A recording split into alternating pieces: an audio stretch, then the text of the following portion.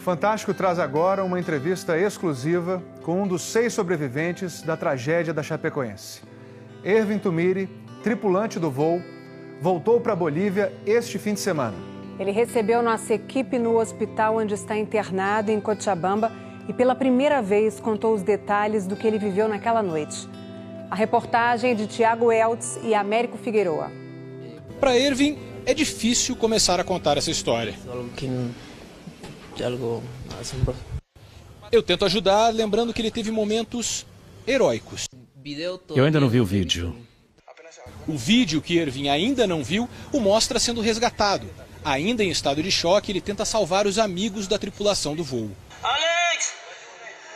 O que aquele vídeo não mostra é que ele chegou sim a ajudar uma pessoa, a comissária Jimena.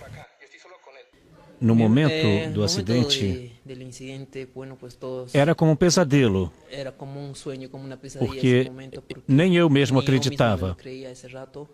E eu acordei e pensei, o que foi que aconteceu aqui?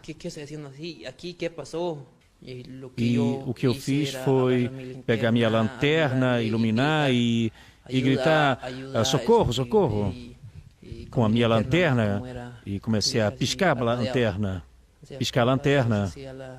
para que me vissem e me ouvissem. Jimena estava a 5 metros de mim, porque eu estava com o rosto no chão. Aí eu levantei, assustado, como se eu tivesse dormido. Então eu levantei de repente. E corri em direção a ela. E eu a soltei. Ela estava presa. Bom, nesse momento a Jimena estava gritando e quando ela me viu, ela foi se acalmou. Eu disse, vamos embora, porque era mato, era escuro e eu pensei...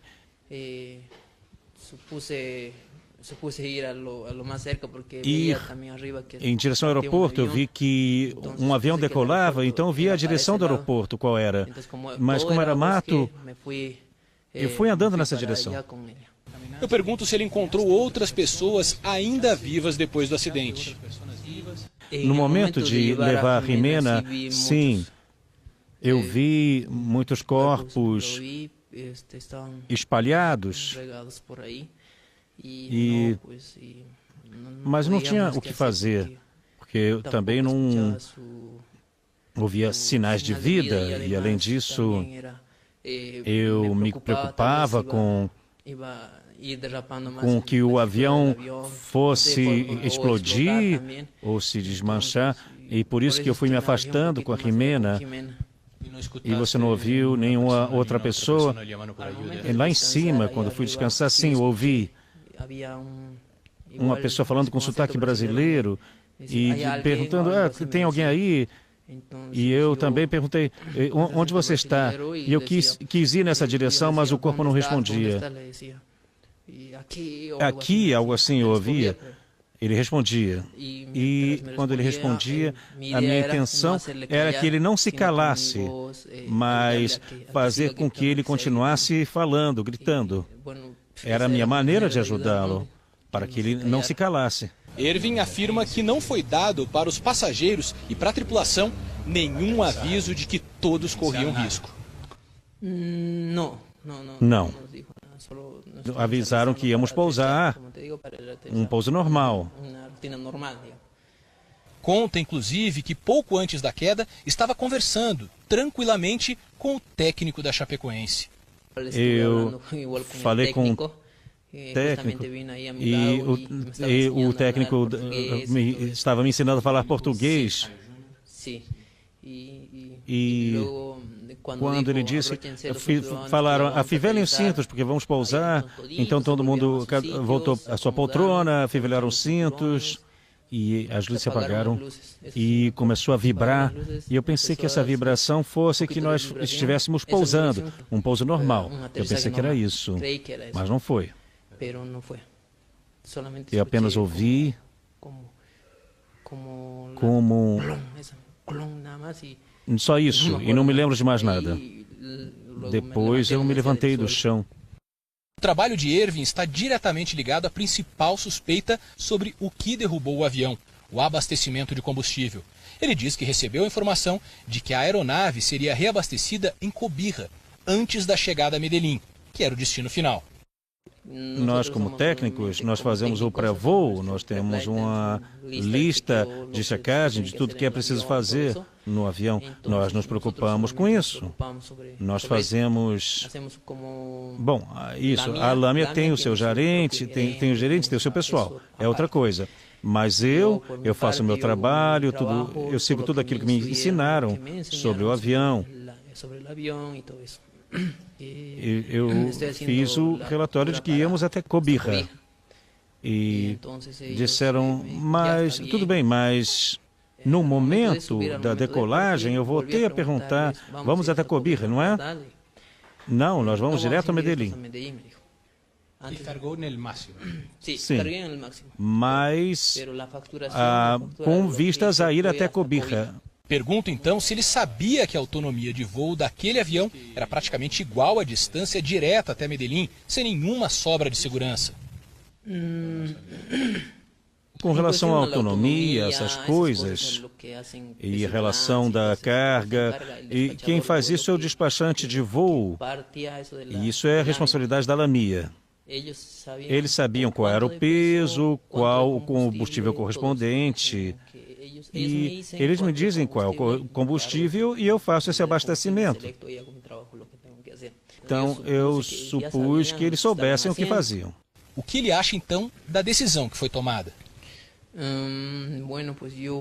Bom, eu acho que pode não ter sido uma boa ideia do piloto ter tomado essa decisão, ou da pessoa responsável por isso, na Lamia. Ervin voltou de avião para casa. Foi difícil? Bom, no começo, sim. Quando nós viemos lá de Medellín a Bogotá, o pouso me deixou um pouquinho nervoso. Eu volto a tocar um assunto que ele me adiantou antes dessa gravação, que espera um pouco mais de responsabilidade de algumas companhias aéreas. Bom, mais responsável porque me fazer ouvir pelo piloto. Eu mesmo me fazer ouvir. E as coisas são na base de é assim que tem que ser e vai ser assim. E então que essas decisões não sejam tomadas de maneira tão individual.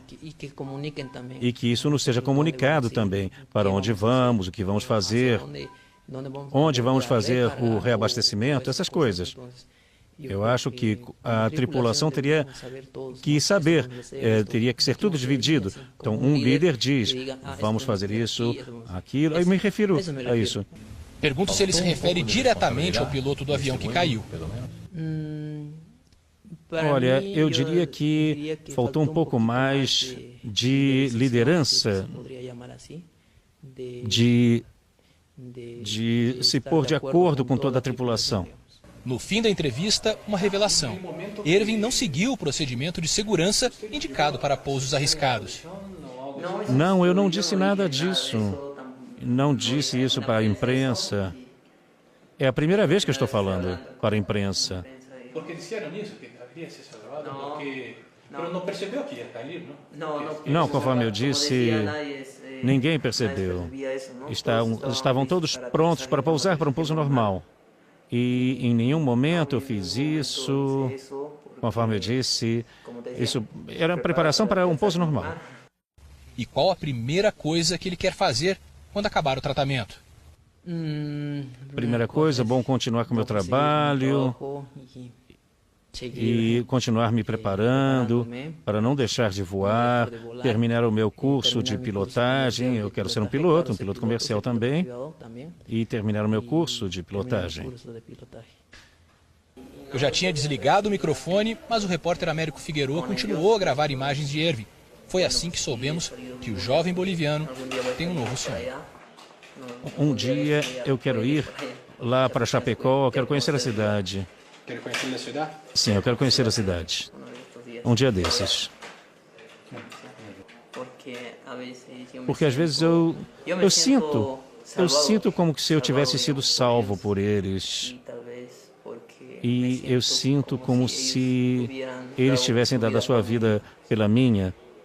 Por isso, eu quero conhecer essa cidade. Os estados brasileiros